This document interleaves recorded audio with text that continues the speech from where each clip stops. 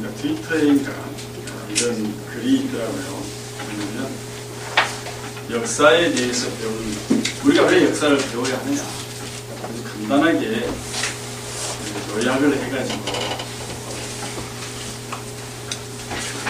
떠도는 것을 제가 봤어요. 선생님 왜 역사를 배웁니까? 선생님께 여쭙습니다. 학생이니까 배워야지 하면서 굴밤을 딱 찍은 거예요. 굴밤을. 아니 왜 때려요? 또 한 번.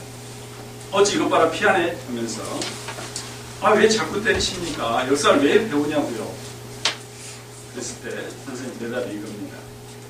네가 나한테 맞았던 것을 기억하지 못했다면 두 번째로 때렸을 때 네가 과연 피할 수 있었겠냐? 아주 간단한 것 같아요. 근데 이게 어떤 큰 의미를 시사하는 것 같아요. 우리의 역사를 배워야 하는 이유는 반복되지 않게 하기 위해서, 잘못된 것을 반복하지 않기 위해서. 굉장히 뭔가 좀 의미가 있죠? 지금은 대림절, 성탄절을 중심으로 4주 전부터 이제 대림절이라고 교회를 기록하면 이렇게 명명이 되어 있습니다. 또 전에는 대강절이라는 이름을 사용했어요. 우리 찬송가의 교동로에 보면 구주 강림으로 다 같은 말입니다만 주님의 오심을 기다린다는 그런 표현으로 그 기다리는 동안에 우리가 무엇을 할 것인가에 대해서 곰곰이 생각하고 기도하고 또 참여하고 회개하는 그런 기간들입니다. 주님의 오심을 기다리는 이 대림절, 우리가 주님을 기다리는 이유, 왜 기다립니까? 이게 막 이 성탄절 기쁘니까. 주님이 오시면 불평등하고 불공정한 삶이 끝날 것이다. 그리고 행복한 그날이 올 것이라는 그런 기대감, 그걸 믿기 때문입니다. 우리의 삶이 주님을 기다리지 않으면 안 될 만큼 열악하기 때문에 우린 주님을 기다립니다. 주님의 오심을 기다리지 않는 사람은 이 세상에 만족하고 사는 사람이다. 지금 우리 사회는 여러 가지로 분통 터지고 억울하고 울분에 가득 찬 사람들이 많습니다. 억울함을 호소조차 하지 못하는 소외된 사람들이 점점 더 많아지고 있어요. 우리 사회가 안고 있는 이런 문제들, 정말 해결할 수 없을 정도로 어려운 문제입니까? 아니면 해결할 수 없도록 기득권자들이 막고 있는 것입니다. 벌써 1년이 됐습니다만 벌써 작년 이맘때면 선거철이었죠. 12월 12일 날 선거인가요? 그때 대통령에 나온 사람들이 다 모든 문제를 내가 해결하겠다. 그래서 내가 대통령을 하겠다. 그런 취지로 많은 공약을 내세웠습니다. 1년이 지났습니다만 해결된 문제가 얼마나 되는지,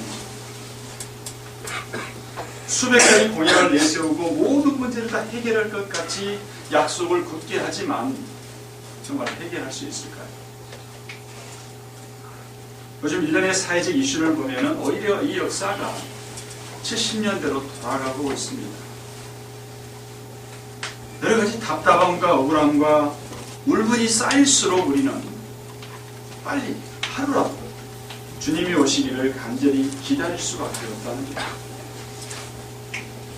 오늘 요한복음 말씀은 베데스다 목가에 앉아있던 38년 된 병자의 이야기입니다. 잘 아실 거예요. 이 베데스다 못은 천사가 전설에 의하면, 실제 그런 건지는 모르겠지만 그 당시 전설에 의하면 천사가 가끔 내려와서 이 베데스다 못을 흔들어 놓습니다. 휘쳐서요.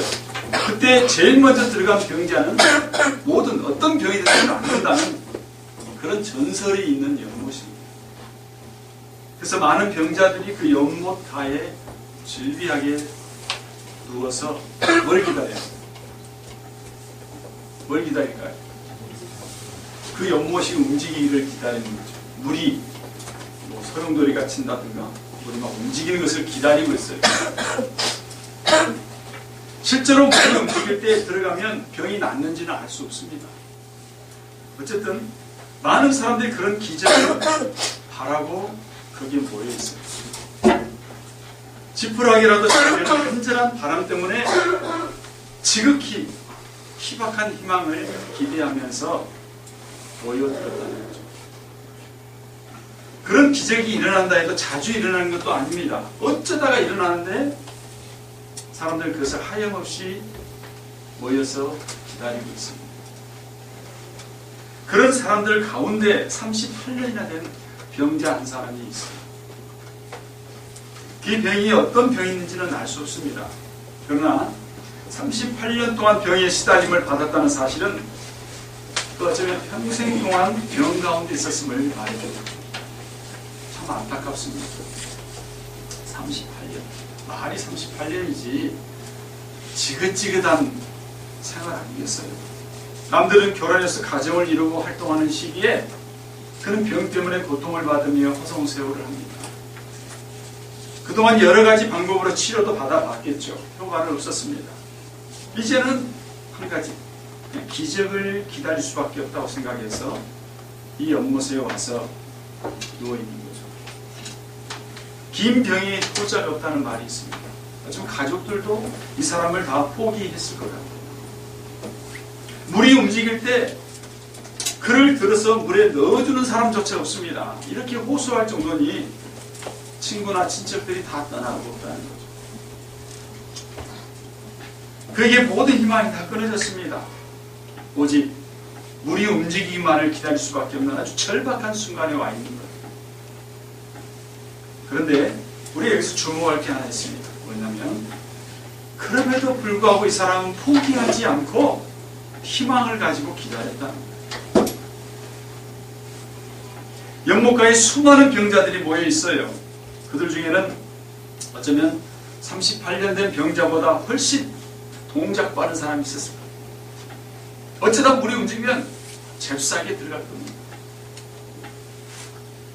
그러니까 이 38년 된 환자는 물에 들어가서 나을 확률은 거의 제로 상태입니다. 거의 없어요. 그런데도 그는 포기하지 않고 거기에 눌러 앉아서 그 기적을 기다리고 있다는 거예요. 누가 자기를 도와주는 사람이 있었으면 하는 그런 바람과 함께 끈질기게 기다렸다는 거예요.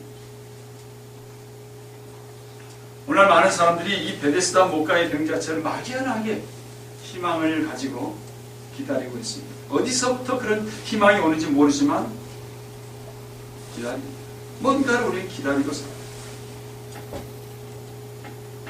오늘 처해 있는 고통스러운 상황에서 벗어나서 자유하기를 기다리고 있습니다.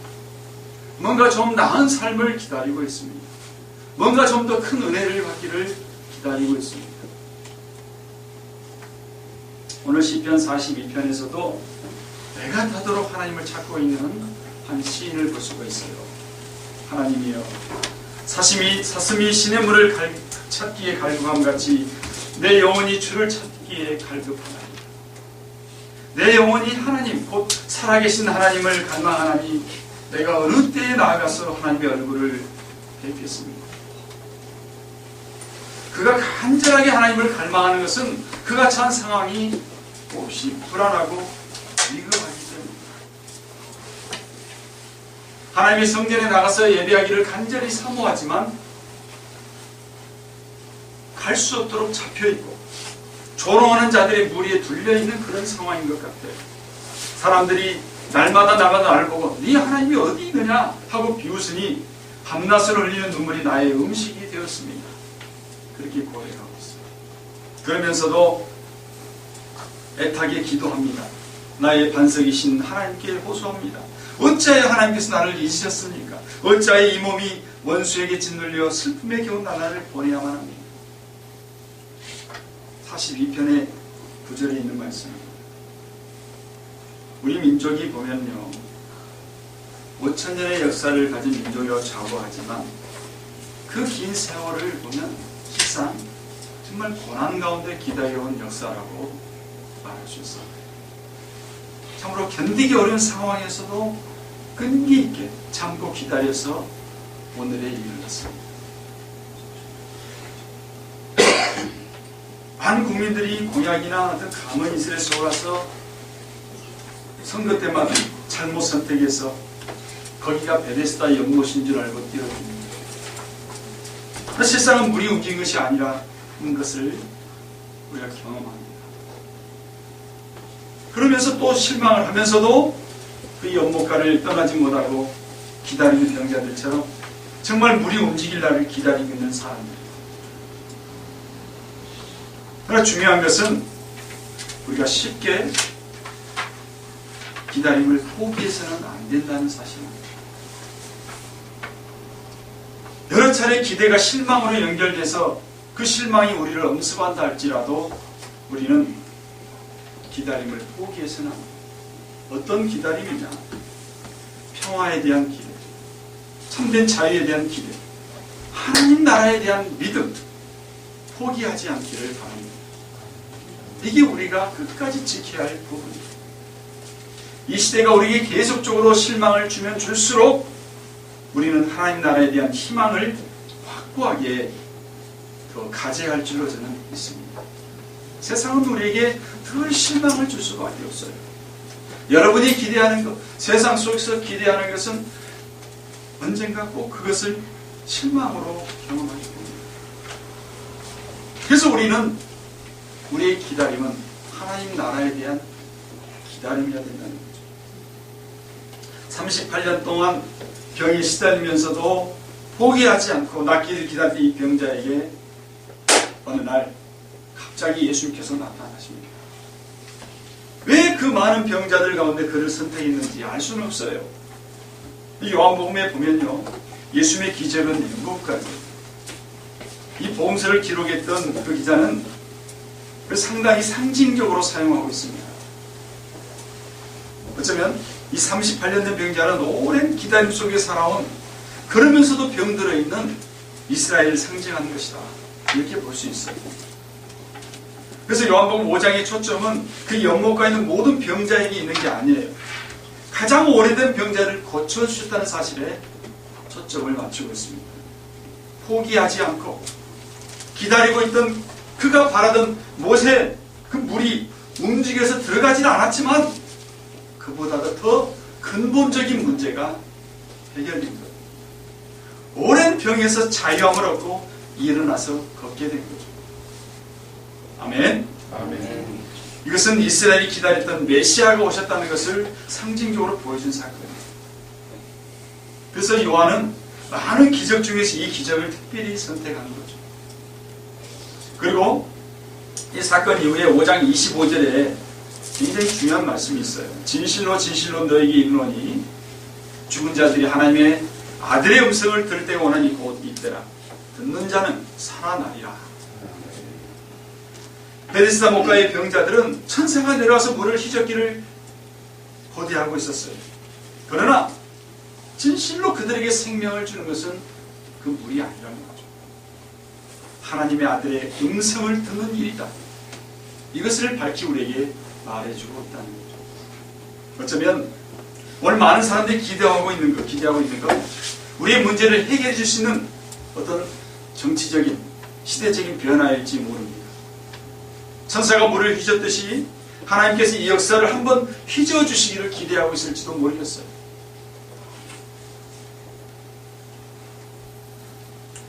소련이 해체됐다고 냉전시대가 끝난 것 아니었잖아요. 독일이 대통일된 것, 이런 것을 통해서 여러 가지 많은 역사의 변화가 온 것은 사실입니다만은 그 냉전시대가 끝난 다음 더 많은 병자들이 온 세계에서 구원의 손길을 기다리고 있습니다. 우리나라의 상황도 정권이 바뀌면서 여러 가지 요동이 일어납니다. 사회가 흔들립니다. 막상 치료된 것처럼 보였지만 별거 없었어요. 여전히 그 목가에 치료되지 않는 병자들이 많은 문제를 가지고 질비하게 누워있다는 것. 아니, 더 많은 병자들이 몰려들고 있습니다. 지금도 앞으로도 우리가 결국 기다려야 될 것은 시대적인 변화가 아니에요. 정치적인 변화가 아닙니다. 오직 하나님 나라가 이 땅에 실현되기를 우리는 기다려야 된다. 아멘. 오직 예수 그리스도만이 생명의 주이라는 사실을 우리가 고백하면서 그분의 오심과 역사하심을 우리는 기다려야 합니다. 그 길만이 유일한 생명에 이르고 진정 우리가 살 길이라는 거죠. 우리가 고통 중에서 희망을 버리지 않고 인내와 신실함으로 기다리고 갈망할 때 주님은 우리를 찾아오십니다. 아멘. 우리가 고난의 역사 속에서 낙심하지 않고 오래 참음으로 주님의 나라를 위해서 나갈 때 주님은 우리를 외면하지 않으십니다. 우리에게 찾아오신다는 거죠. 우리 사회가 더 큰 위기 속에 몰려든다 할지라도 그러면 그래서 우리는 더 끈기를 가지고 하나님의 말씀을 따라 살아야 합니다. 그렇게 하라고 우리가 부름을 받은 거예요. 힘 있는 나라가 아무리 큰 세력으로 우리를 위협한다 할지라도 우리는 하나님의 뜻을 이 땅에 실현하기 위해서 노력해야 합니다. 믿음을 지키고 인내를 가지고 지켜야 할 것을 지키고 하나님의 나라를 기다릴 때 결코 주님은 예면하지 않고 우리 곁에 오셔서 말씀하십니다. 우리가 낫고자 합니다. 이렇게 물으시고 우리를 생명의 세계로 인도해 주실 줄로 믿습니다. 여러분, 정말 추운 겨울에 오시는 주님을 우리는 기다리고 있습니다. 이 겨울에 낙심하고 절망에 빠진 사람들에게 그리스도의 오심이 진정한 희망이라는 사실을 우리는 나눌 수 있어야 되겠습니다. 주님만이 우리에게 영원한 생명과 희망을 주시는 구세주라는 사실을 나눌 수 있기를 바랍니다. 주님을 기다린 자에게 분명히 오신다는 것, 기다린 자에게 오신다는 것. 저는 늘 이 기다림이라는 단어를 굉장히 좋아해요. 왜? 기다림 자체가 신앙이거든요. 내 영혼아, 어찌하여 네가 낙심하며 어찌하여 그렇게 괴로워하느냐. 너는 하나님을 기다려라. 이제 내가 나의 구원자 나의 하나님을 또다시 찬양하리라. 오늘 시편 42장 5절 말씀입니다. 어떠한 경우에도 낙심하지 마시고 하나님의 나라를 기다리면 우리의 삶의 겨울은 지나갈 겁니다. 그리고 새롭게 움트는 희망의 봄이 주님과 함께 찾아올 것입니다. 낙심하지 마시고 포기하지 마시고 인내로서 주님을 기다리면서 그의 나라를 준비하는 저와 여러분의 삶이 되기를 간절히 바랍니다.